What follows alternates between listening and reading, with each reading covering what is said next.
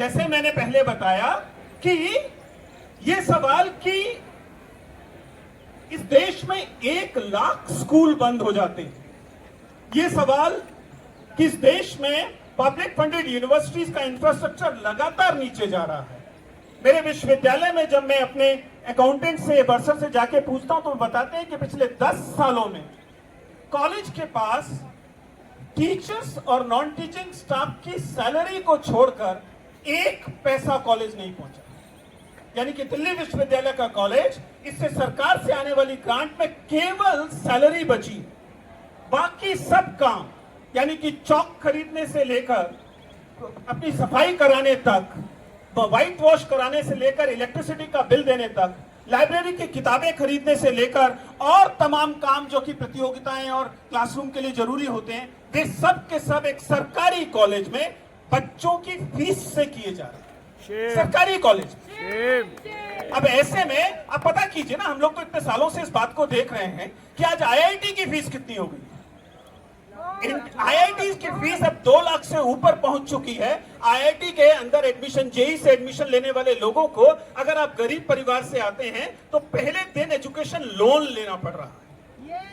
जब कोई युवक एजुकेशन लोन लेकर पढ़ता है तो उसकी प्राथमिकता उस लोन को चुकाना हो जाती है, वो सरकार पर सवाल उठाने लायक नहीं बचते। इसलिए बातें जुड़ी हुई, इन्हें अलग अलग मानना बंद कीजिए। ये सवाल नीतियों का सवाल।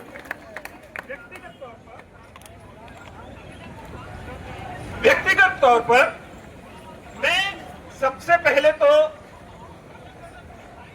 जो व्यक्ति के तौर पर समझता हूं, एक शिक्षक के तौर पर समझता हूं और अपने संगठन कॉमन टीचर्स फोरम की तरफ से कहता हूं कि सबसे पहले मैं सॉलिडेरिटी व्यक्त कर रहा हूं आप सब लोगों के साथ।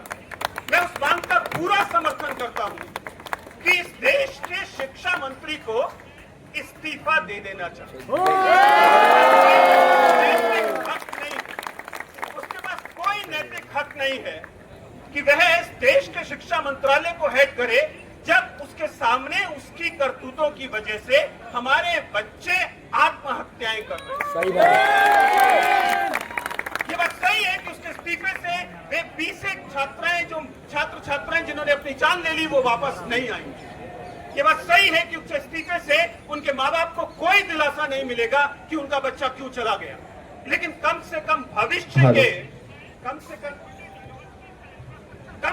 भविष्य के कुछ बच्चे तो इस बात से रुकेंगे कि वे ऐसा ना करें। yes, sir. लेकिन इस बात को समझिएगा, हम लोग, आप जानते हैं कि मैं सिविल सर्विसेज के मॉक इंटरव्यूज अरसे समय से ले रहा हूं। yes, sir. तो ऐसा नहीं है कि लोगों से बातचीत नहीं होती होगी, ऐसा नहीं है कि लोग परिचित नहीं होंगे जो मंत्रालय में बैठे हुए हैं। आप समझ सकते हैं? yes, sir. उनसे कभी पूछिए। मैंने पिछले दिनों शिक्षा मंत्रालय में एक साथी, उनको फोन करके पूछा, नीट का मामला आ चुका था उसके बाद, कि क्या माहौल है मंत्रालय में। तो उसने 2 बातें बोली। उसने कहा, एक तो कहा कि बैठक पर बैठक हो रही, मीटिंग पर मीटिंग्स हो रही। मैंने कहा कि क्या उम्मीद की जाए कि धर्मेंद्र प्रधान जाएंगे? तो उन्होंने एक बहुत रोचक बात कही, उस बात को समझिएगा। उन्होंने कहा कि धर्मेंद्र प्रधान जी को आप क्या समझते, क्रिमिनल। उनके पास अपना पर्सनल स्टाफ नियुक्त करने का हक नहीं है। समझिए इस बात को। If you understand the entire bureaucracy, you know that the minister is supposed to head the department, और उसके नीचे सचिव होगा, OSDs होंगे, उनका पर्सनल सेक्रेटरी होगा। उन्होंने कहा कि उनका PS कौन होगा या उनका पर्सनल स्टाफ कौन होगा, ये तय करने का हक धर्मेंद्र प्रधान के पास नहीं है। ये कहां, किसके पास है, आप समझ रहे होंगे? ये या तो पीएमओ से तय होता है या केशव कुंज से तय होता है कि कौन पर्सनल स्टाफ होगा मंत्री का। ऐसे में मंत्री के इस्तीफे से आप क्या उम्मीद करते हैं? मैं ये नहीं कह रहा कि हमें इस्तीफा मांगना नहीं चाहिए, मैं तो उस मांग का सबसे पहले समर्थन कर रहा हूं, लेकिन आपको इस पूरे संदर्भ को समझना पड़ेगा। धर्मेंद्र प्रधान को जब अपने स्पीच लिखने के लिए अपने दूसरे स्टाफ की जरूरत पड़ती है, तो चूंकि वे प्रधानमंत्री से मांग कर नहीं सकते हैं, इसलिए वो केंद्रीय विद्यालय संगठन को लिखते हैं कि भाई कुछ मास्टर भेज दो। वे किसी यूनिवर्सिटी को लिखते हैं कि कुछ मास्टर भेज दो। और उससे उनका पर्सनल स्टाफ बनता है। आप अनुमान लगा सकते हैं कि जब आपको जिम्मेदारी की मांग करनी है तो यह बात बिल्कुल सही है कि शिक्षा मंत्री एकदम घोषित ओहदा है जिसके इस्तीफे की मांग होनी चाहिए, इसलिए मैं उस मांग के पूरी तरह साथ हूं। लेकिन मांग यहां पर रुकनी नहीं चाहिए, ये मांग आगे भी जाएगी। क्योंकि अगर आपने लड़ाई लड़ना शुरू किया है तो यह अपने लॉजिकल एंड तक जानी चाहिए। और लॉजिकल एंड तक जो लड़ाई जाती है वह मांग ये करती है कि हम इस पूरी प्रक्रिया को समझें। एज अ टीचर ये समझाने की कोशिश कर रहा हूं कि समझिए, पिछले दिनों बताया गया कि 5 examination, NEET, JEE, RRB, UPSC और एसएससी, ये 5 एग्जामिनेशन, जिसमें 2 एडमिशन एग्जामिनेशन है और 3 रिक्रूटमेंट एग्जामिनेशन है। इन एग्जामिनेशन पर कुल मिलाकर जो विद्यार्थी हैं उनके माँ बाप, उनकी फैमिली घर बेचकर, जमीन बेचकर, ज्वेलरी बेचकर, तमाम अलग अलग सोर्सेस से इकट्ठा कर 3.5 लाख करोड़ रुपया हर साल खर्च करती है। 3.5 लाख करोड़ रुपया, जो कि हमारे शिक्षा बजट का 3 गुना है। मेरा सवाल है कि क्यों करती है?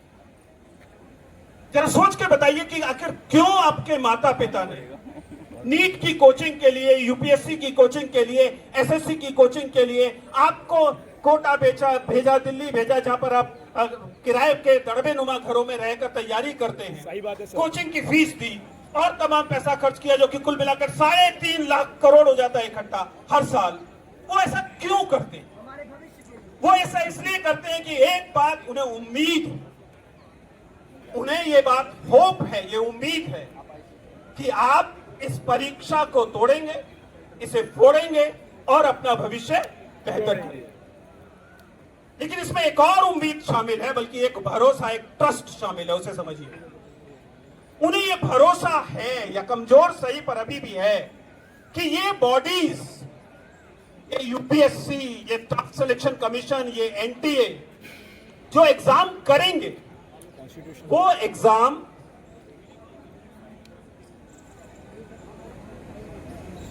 एक सुचितापूर्ण एग्जाम होगा। उस एग्जाम की एक सैंक्टिटी होगी।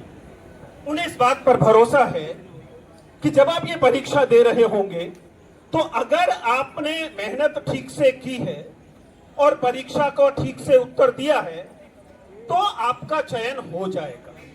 आप समझ पा रहे हैं? Yes, और मैं अपना हमेशा से कहता रहा हूं, in fact primary function of these bodies, whether constitutional bodies like UPSC or statutory bodies like SSC or executive bodies or even, क्या बोलेंगे, एनटीए आपको मालूम है, it's only a society under the societies registration है। Yes sir. वो ना constitutional है, ना स्टैट्यूटरी है, इवन एग्जीक्यूटिव भी नहीं है। हाँ बिल्कुल ठीक है?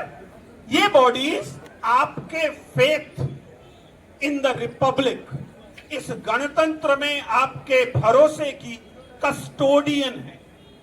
इनका काम सबसे अच्छे स्टूडेंट्स चुनना नहीं है, उससे ज्यादा अहम काम इनका यह है कि जो भरोसा इस देश ने, इस समाज ने इन बॉडीज में किया रखा है, वो उस भरोसे को इंटैक्ट रखे।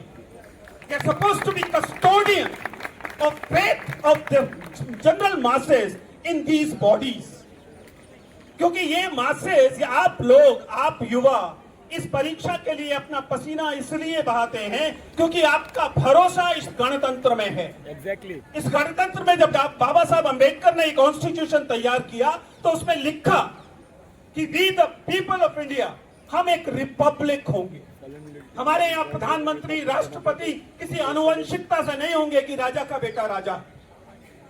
ये मामला केवल प्रधानमंत्री और मंत्रियों तक नहीं जाना था, ये मामला देश के हर पद तक जाना था। संतरी से लेकर मंत्री तक हर पद के लिए सपना लेने का हक इस देश में, इस गणतंत्र में हर एक व्यक्ति के पास, इफ अदरवाइज एलिजिबल, बराबर का हक है। उसकी जाति से तय नहीं होगा, उसके धर्म से तय नहीं होगा, उसके परिवार से, उसकी लैंगिकता से, उसके धर्म से, किसी बात से तय नहीं होगा। केवल इस बात से तय होगा कि इस गणतंत्र के हिसाब से सबको बराबर हक था और एक न्यूट्रल बॉडीज थी जिन्होंने इंश्योर किया कि अगर इन लोगों ने पर्याप्त मेहनत की है तो उन्हें ये हक उन्हें मिलेगा।